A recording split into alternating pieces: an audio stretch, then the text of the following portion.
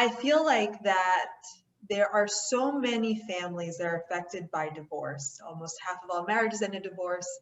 And we know that there's 22 million children in the US, 3 million or more in Canada who can't see a parent after divorce.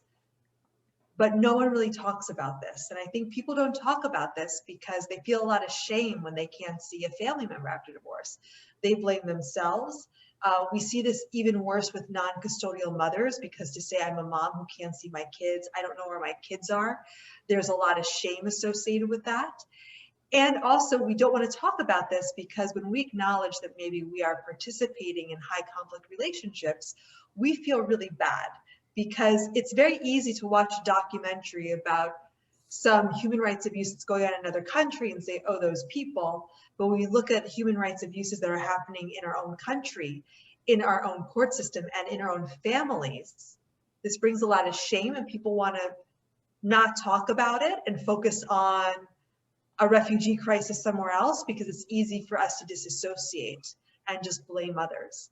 And only by talking about this, only by making this a trending topic, can we say, hey, what's really going on here is systematic. Society combined with family, individual choices combined with how the system is set up is leading to an epidemic of broken families. And that's very different from divorced families, separated families, never married families, blended families. A broken family system is when the kids are rejecting a parent, or they're unable to see a parent, and by extension, siblings and grandparents, cousins. And this has really long-term lasting effects.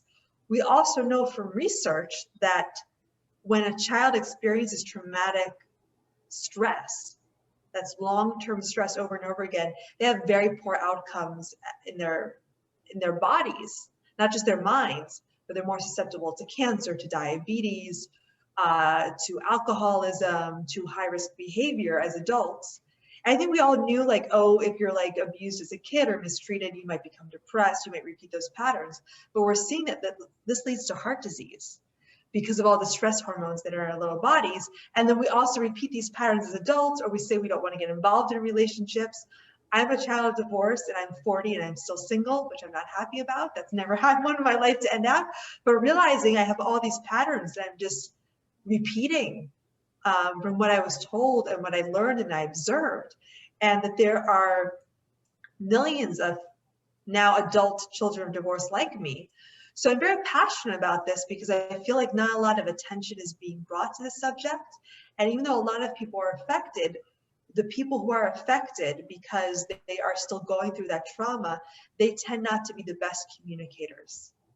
And what we really need to start looking at is, so professionals like yourself, Barbara, children, Andrew, who have been able to process this, really take the lead in expressing how we can change as a society. Because right now we have a lot of very traumatized people who are trying to scream their stories out. And by screaming their stories out, they actually sometimes can make things worse for their stories and for what I would call the movement to reform family court or have healthier divorce, because nobody wants to be around crazy and no one wants to get in the middle of a custody battle. I always say to people, it's like you're in a restaurant or a dinner party and imagine a couple comes and they start to fight. The first thing you want to do is ask them to leave or say, oh, I gotta go.